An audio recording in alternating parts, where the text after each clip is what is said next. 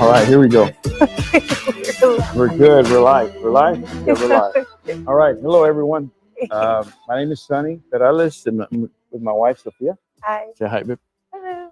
All right, so I'm going to back up a little bit. This podcast we're doing is called Prison Talk. And the reason why it's called Prison Talk is I was in prison myself, so I want people to know that there's many things. There's a lot of pieces to this podcast. One is the inmates that are in prison, the inmates that are coming out, and also when the inmate comes out, and the families of the inmates when they come out. Because a lot of times when an inmate comes out, they think they're coming back to society. Everything's changed. You know, I remember when I went to prison, I think we had we had the iPhone 3 or something, and all of a sudden come out and there's like 18 or 17 or something like that. I don't know what it is, but there's a big change. So how we got started here was we wanted to talk about being in prison, but also I was in prison with several guys that were in the ministry that were still serving God. And I've always heard, look, that when you're in prison, you meet Jesus in prison, right? Let's be honest. Let's be honest. I always heard that if you were in prison, you meet Jesus. And as soon as you leave the prison or the county jail, you leave Jesus behind. You leave the Bible behind. But being in prison with a couple of these guys, they were faithful to God, and when they came out, they were still faithful to God. And I have the privilege right now, I work with a couple of guys that were in prison with me, and they're still serving the Lord. So this podcast, we want to breathe life into the inmates that are coming out, the prisoners that are coming out, that, hey, you can make it. It's not being in the free world, that you can make it and you can serve God. So we were kicking it around, and me and Gilbert were doing an interview just talking about the podcast. So we made a little video, what was to come on the podcast, and I think we were talking about the wives. You know, the wives have a big part in this, because whenever you go to prison, your wife becomes becomes the dad, the mom, the provider. The wives become everything. While you're in prison, there's nothing that you can do. You can't help your family. You're helpless in there because you can't do nothing for your family. So I've seen where the mom steps up, and it's crazy that the woman may not think that they can do it, but when the man goes to prison, all of a sudden they kick into second gear, into overdrive, and now they become the mom, they become the dad, and then the soccer mom, soccer dad, and taking them and bringing them to school, bringing them, doing everything, taking them to church, taking them everywhere, and even holding a job or even holding two jobs. So there's some good women out there, godly women out there, that have taken their children and kept them in the Word, and kept going to church and kept keeping the faith. And but I've also seen where they fall off. You know, a guy gets 10, 15 years. You know, the wife moves on, and it's normal for an inmate's wife to move on after 10 years, 15 years. You'll see it, but it's heartbreaking to be able, to see that they move on. You know, I was fortunate that my wife was here. So as we were talking about wives, how important it was, the podcast, to talk about the inmates, but also talk about our wives, how hard and how difficult it is being in prison, and they have to take over the role. So Pastor Bobby called me and he said, hey, you know what? uh, Pastor Bobby Pena said, you know what? I think on the first podcast, you should introduce Sophia, and that way people get to know your wife and her story. So I talk a lot. So I'm going to be quiet a little bit, and I'm going to pass it over to my wife, and she'll tell you what it was like to not only to um, be picked up. I got picked up on a case that I was already serving the Lord. I was in church and I was ministering. I was doing the worship in our church, and I had something that in 2013, 5 years later, came back and they indicted me, and I was already serving the Lord when I went to prison. So, um, what was it like to? So let's talk a little bit. Let's talk a little bit about um, the day I left the prison. Okay. We didn't know nothing about it. They just picked me up. It almost looked like a movie, Yeah. right? It looks like a movie, right? The police show up, the FBI shows up, helicopters and police cars all around. Yeah. And I'm like, dude, calm down. Woke up the whole neighborhood and there's cops all Yeah. over, 20, 30 cops, and you get swamped, you know? Yeah, it was like 6 in the morning. I think the most difficult thing through it all is because, we look back now like, yeah, it was like a movie, but at the time our kids were there. And our children were 6 and 8 at the time. Mhm. So they were really little. They didn't understand what was going on. I remember them just being afraid and scared and just not understanding, what was going on, why was it happening. And for weeks after that, it was weeks or months after that, they would wake up. They would wake up middle of the night crying, and I was like, oh, I can't help them. I can't get them through this process of being just afraid of what's going on. At the same time, dealing with my own emotions because we really didn't know that when they took him, they said we were going to bring him right back. Like, don't worry, he's coming right back. We're like, okay, fine, he's coming back. We don't know what's going on, but he's coming right back. And of course, that was untrue because that he didn't come back for 2 years. 2 years, thank God, he was here in San Antonio at least. So I was waiting for trial yeah, for waiting two for years. trial. And so at least he was local, and we were able to go every week. And I think the biggest thing for us was just trying to maintain some kind of normalcy, especially for the kids. They still had to go to school. It was difficult because kids in the neighborhood, they saw it, they knew what was going on, and they were like, "Dude, what'd your dad do?" And they're little, they were coming home like, Right. "What did dad do?" And I'm like, "Nothing." How do you explain to them? So that was hard. I guess it took a few months before we kind of, I want to say, accepted that okay, he's not coming back just yet. We've got to wait and figure out what's actually going on.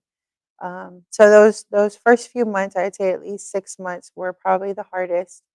And he was in ministry. He was actually pastoring the church, so everybody looked at me. So it was overnight. It was It was like, what did you do? what And there's an happened? old case that came back and caught up to me. But I think one of the hardest things was being, I think to me was the hardest part was having my wife and my children on the other side of the glass. I Yeah, think that's the hardest part is they come to see you and they're little. they don't understand. I think the very first time that I went, it was only God that I didn't take the kids. The very first time I said, you know what, I'm going to go by myself just to kind of see what it is, see where it's at.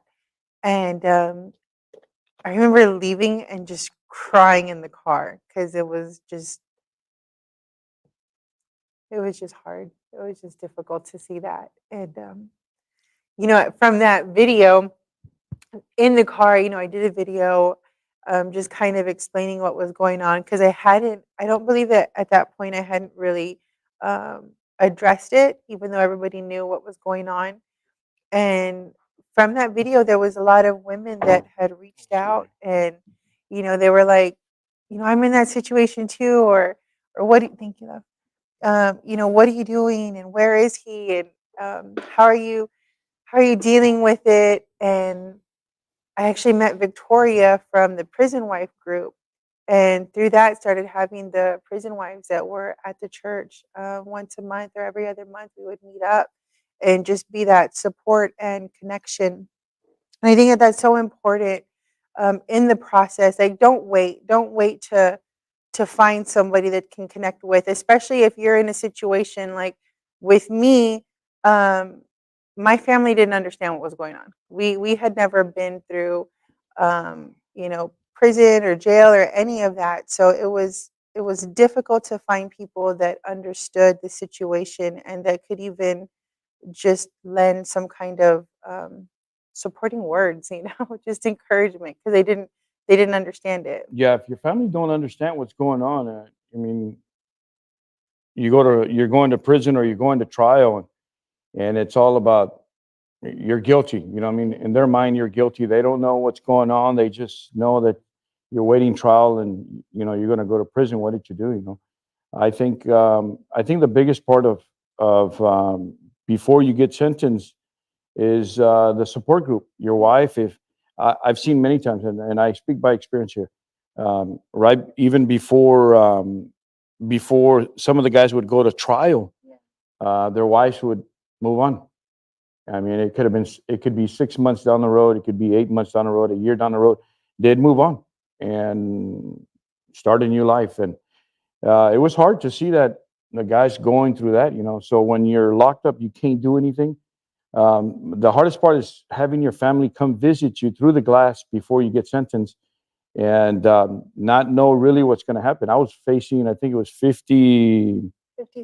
55, 57 years. So I was like, I'm already going to be 60. So I'd be walking out here at 103. So those are the things that you don't know. You're just at the mercy of the court. But obviously, when you serve God, He has the last say so. Yeah, so we were grateful that we were very connected Hmm. to his family, and my father-in-law and my mother-in-law at the time were just kind of like, hey, you know what, you're here, he's not back. Why don't you come stay with us? They needed the help at the time, and I was blessed to be able to do that, to just be there and come in with the kids, and um, that was good. You know, It I remember was good. when she told me she was moving in with my parents. I said, okay, all right. So my father he already had Parkinson's, and he was just getting the first stage of Of Alzheimer's and Alzheimer's, but his dementia. Parkinson's was really bad. So, um, my wife taking care of him, that meant a lot to me because, you know, he needed that care. And um, in order to have a visit in prison, you got to put him on a list. You got to put the first name, last names, driver's license, social security, and all that information, right? I didn't put him on the list for about a year. And every time I would talk to him on the phone, he was like, how come you're not putting me on the list? It wasn't that I didn't want to put my father on the list. It was that, uh,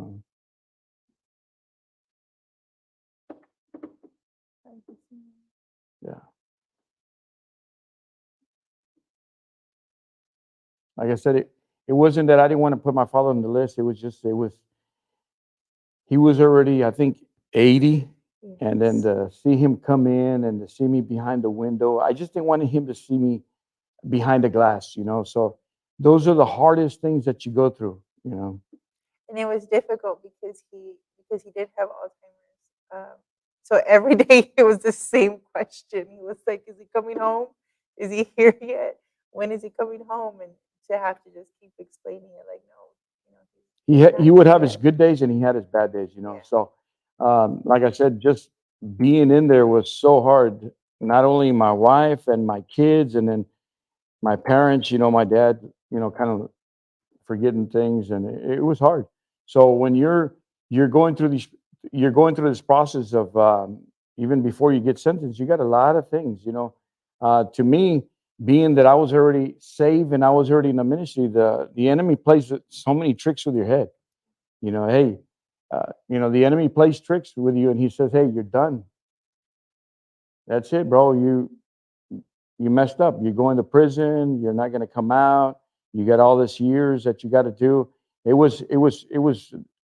If you let the enemy work your mind, you're going to lose that battle because he comes really, really hard at you. And he wants you to know that you're in jail, you're going to prison, your days of serving God or doing anything for God is over. So he makes it very clear, very clear. So, like I said, this podcast that we're going to be doing, this first podcast, I wanted to bring my wife on. Uh, I want the women, I want women to know that if you have a husband in prison right now, it's not over. Yeah. It's not over for you. One day those doors will open and your loved one, your your loved one is going to walk through those doors. So if you're waiting for your husband, you're waiting for your son, you're waiting for your dad, they're going to come home. It's important to keep that. It's important for you to support them. I we did a video this a couple of weeks ago that the holidays are the hardest. The holidays are the hardest. Anytime you get around, I used to dread October because I know after Halloween was Thanksgiving, Christmas, and New Year's. Those are the hardest times or the hardest holidays that a inmate, a prisoner goes through because you're not with your family, you're not with your wife, you're not with your kids, you're not with your loved ones, you're not with your mom, your dad. It's hard. It's hard. So I always tell everybody, hey, if you got a loved one in there, send them a letter, send them a card, put some money on their books. Mándales dinero, mándales algo, put something in there. And um,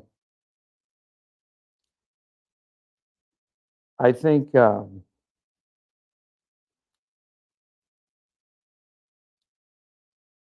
we had good support. You know, we had family that encouraged us and helped us, and especially in those times, made sure that, like, at least for us, that we weren't by ourselves, or that we weren't just at home, um, and try to send letters or send something just to encourage him in those times. I was blessed that being in prison, my family members, they would send me letters. Hey, we're thinking of you. We miss you. We love you. I remember my I remember my dad coming to see me before I got sentenced.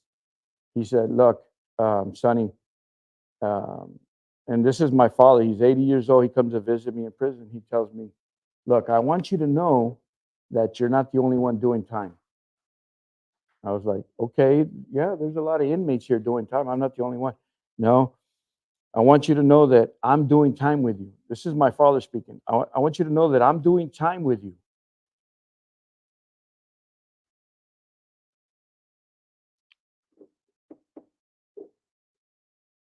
So, it was like it's hard to it's hard when I talk about my father. It's hard because while I was in prison, I lost my father, so I wasn't able to tell him goodbye. I wasn't able to see him. I was in prison when he passed away, so um, sometimes there's that guilt. Hey, you weren't there. You left him.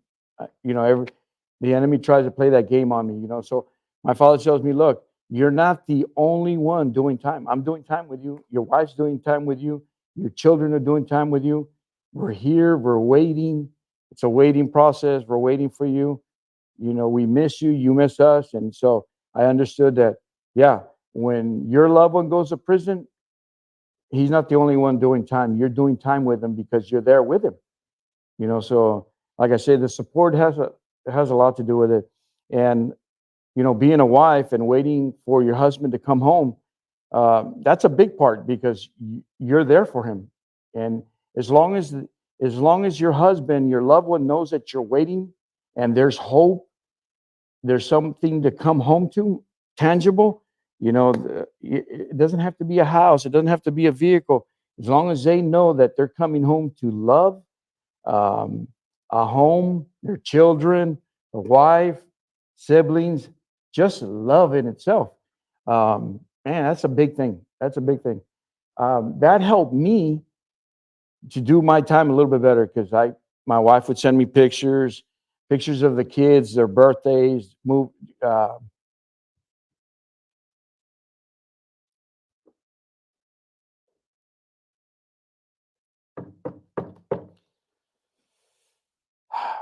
So after about 2.5 years, he was here in San Antonio, and after 2.5 years, he got sentenced, and he moved to Texarkana, Arkansas. out of all places, I they was send me to like, Texarkana, 10 hours away. 10 hours away, almost 500 miles away. So they sent me to a drug program, believe it or not, RDAP. I got there, I didn't qualify. So I was like, man, I could have been close to home. But through the whole thing, I saw God's process. Like I said, family support. So this podcast is for the family.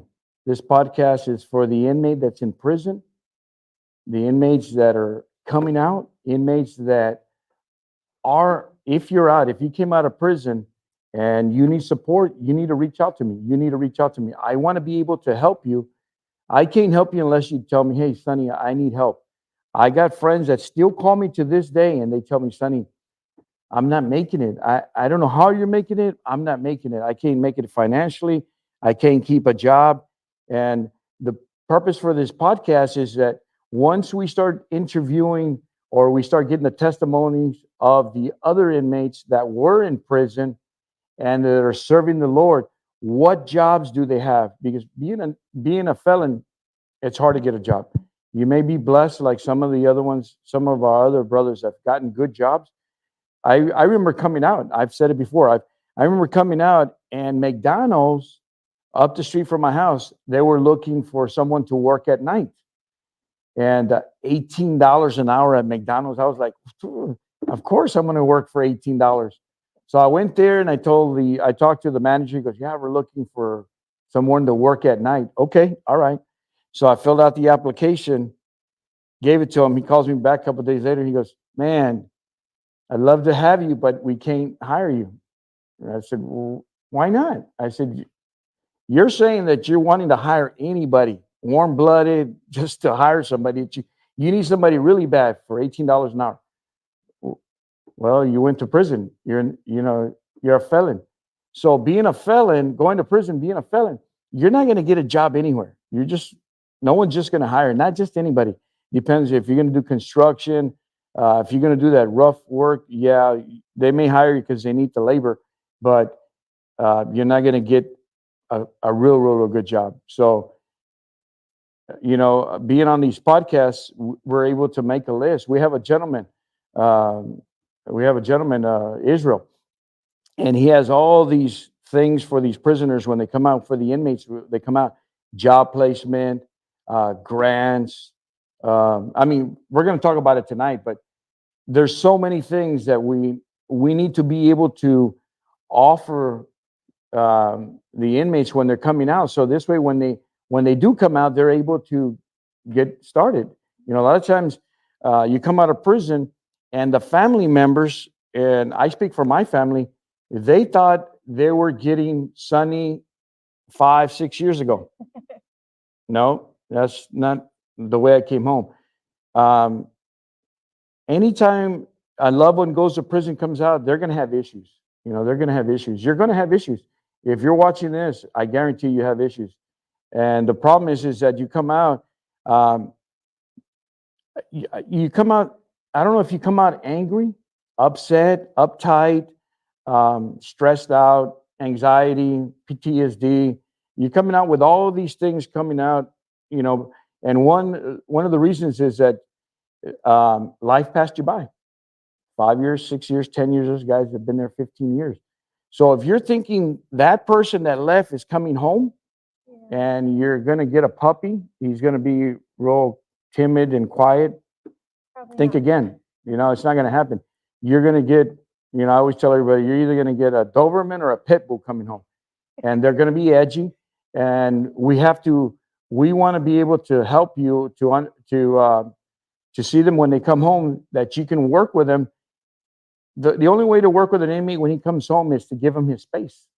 If you don't give him his space, I think that it doesn't work. the biggest thing. At least when you did first come out, he came out to a halfway home. So um, I remember at first I was like, "But why? Why can't he just come home? Like we just want him to be here all the time." And then he came home, and I was like, "Lord, he needs to go back. He needs to go for a couple days because he just needed to process it." And I think it was overwhelming. The whole thing was overwhelming. I can only imagine one, if you've lost somebody in there, you come home, and while you're there, you kind of bottle those feelings, right? You just kind of put them away because you can't deal with it because other things are going on inside. But when you get out, that reality hits, and you have to come home and say, "Man, I was really gone. I was really gone. I really wasn't here." No matter how much we kept in touch and tried to keep him up to date. We talked about some of the things that had went on that were kind of traumatic when Dad would go into the hospital or one of our kids was in the hospital.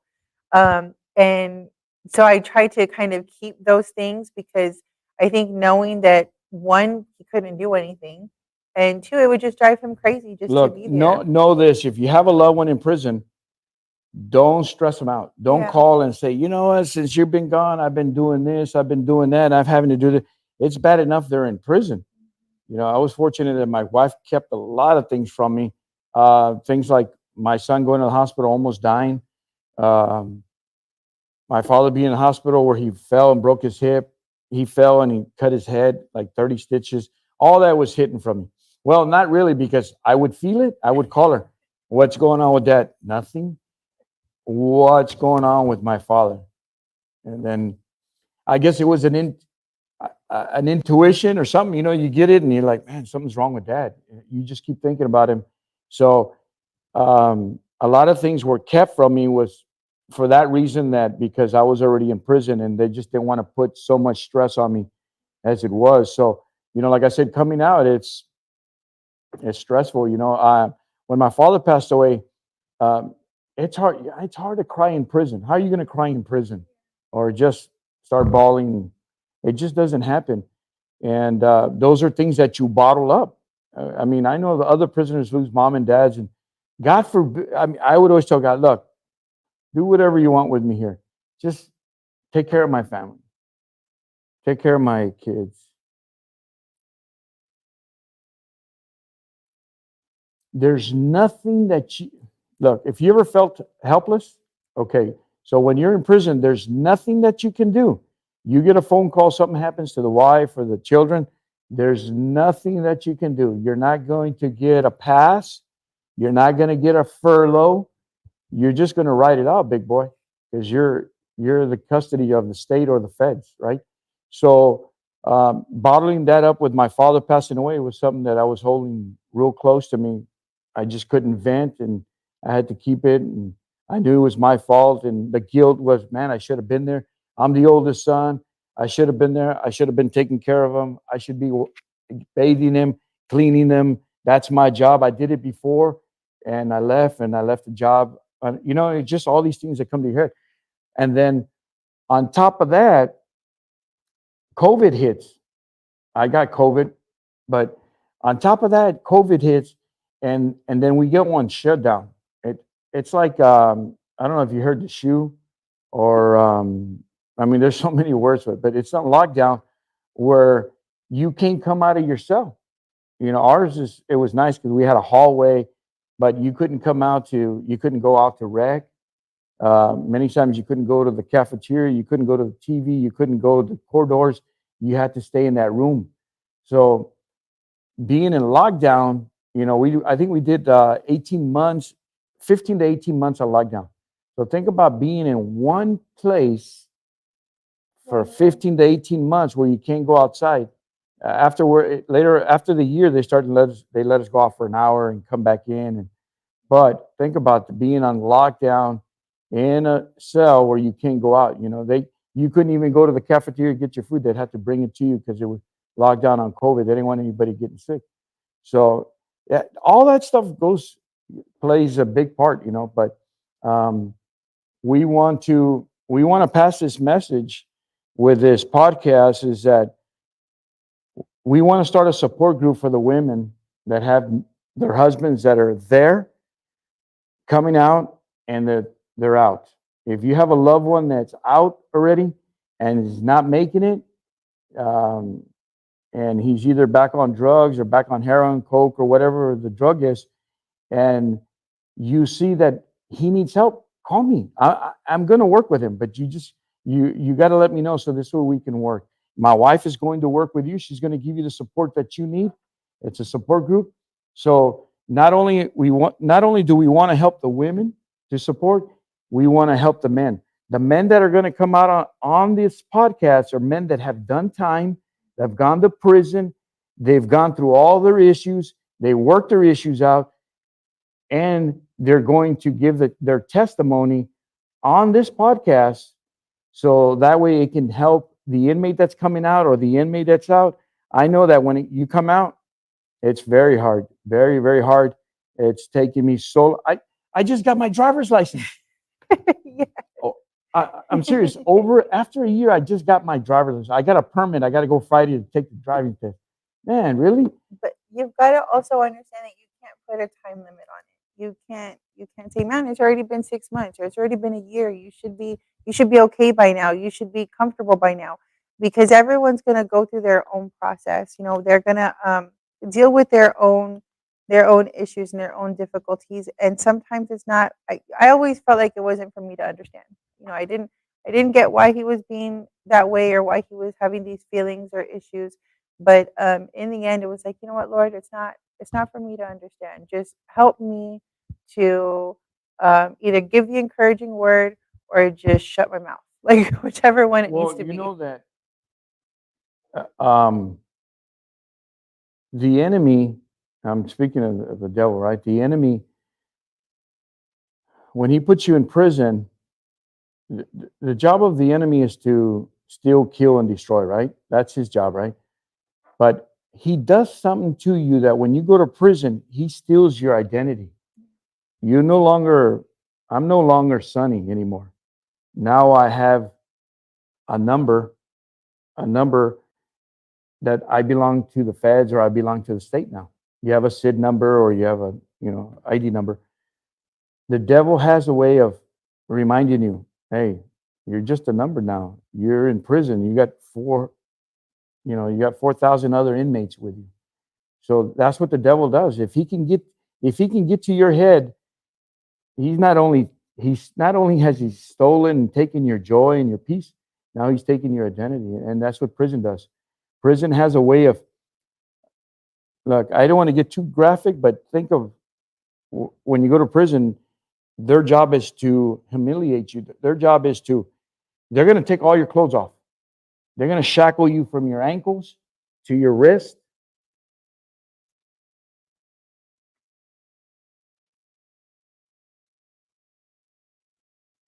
So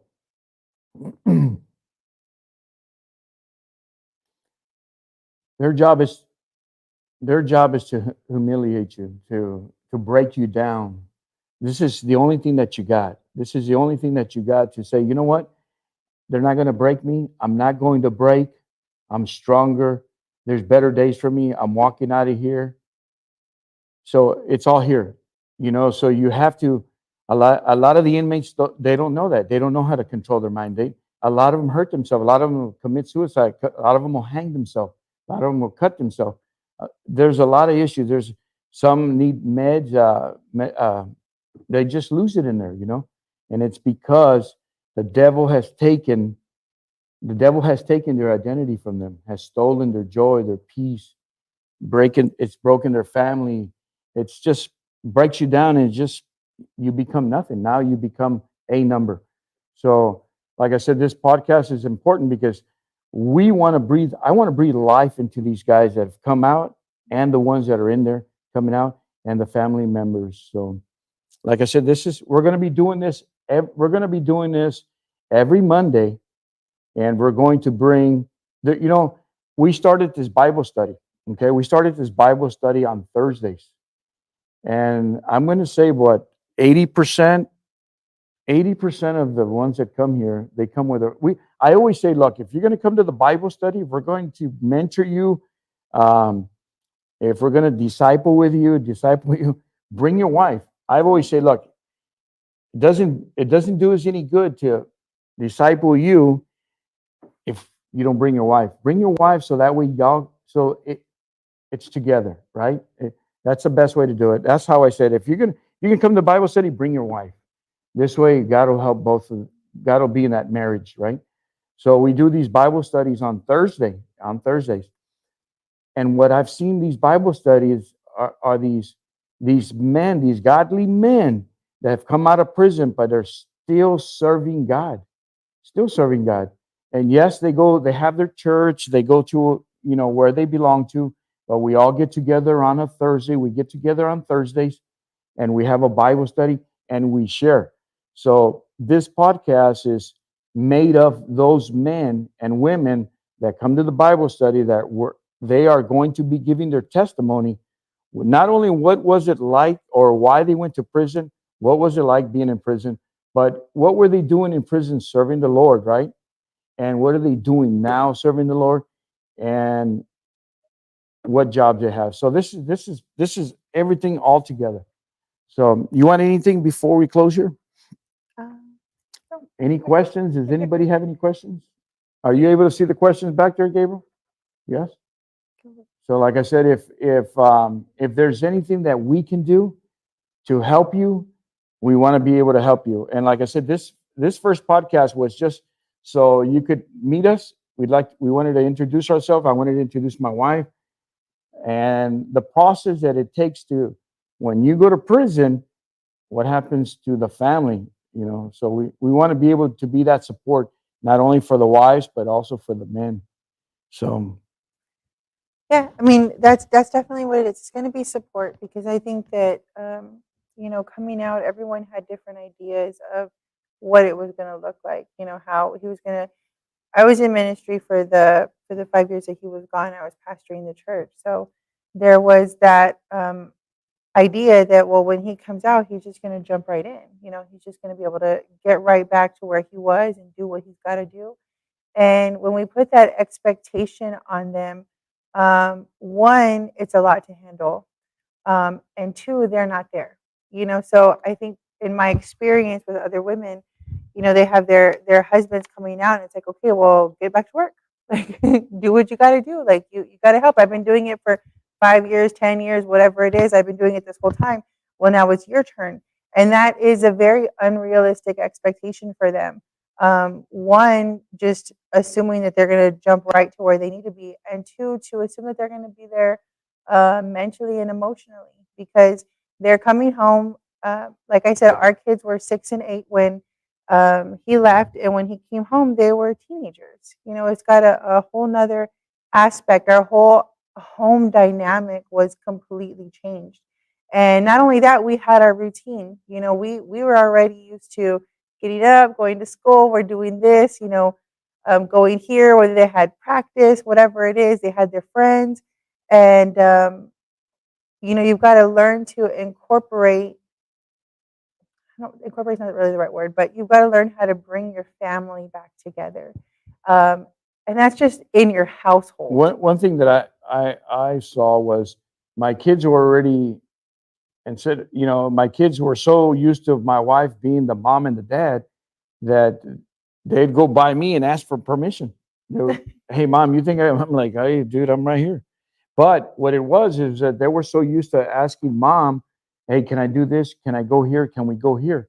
It took a while where, well, ask your dad, to where I could fit in that role. And you're coming out of prison, you're not going to fit in any role right away. Trust me. It's going to be a process. It's a progress, and slowly you're going to move in.